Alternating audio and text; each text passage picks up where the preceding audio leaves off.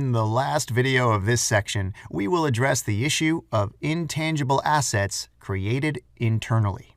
Earlier, we said that when we generate a tangible asset internally, we typically capitalize all costs that are necessary for the production of the asset and for its transformation until the asset reaches its complete version. Other costs related to its maintenance, for example, are expensed directly.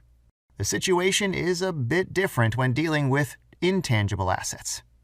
In general, a large portion of the costs sustained while creating intangible assets is typically expensed immediately under both the IFRS and US GAAP.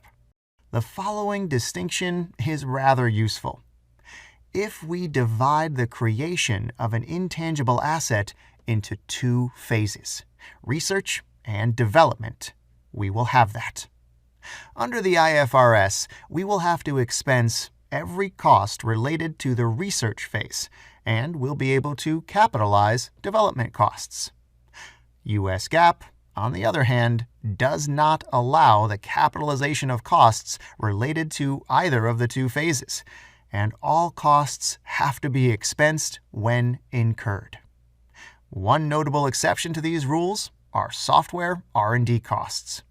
Both the IFRS and US GAAP allow the capitalization of these costs once a product's technological feasibility has been established, when we have reasonable proof that the firm will likely manage to create a product which will be useful for business needs.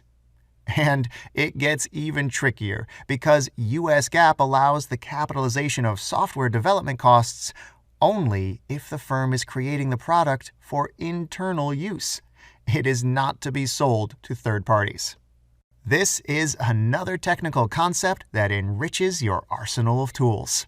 Great! We can wrap it up here. Next on our agenda, liabilities, and more specifically, trade payables. Thanks for watching.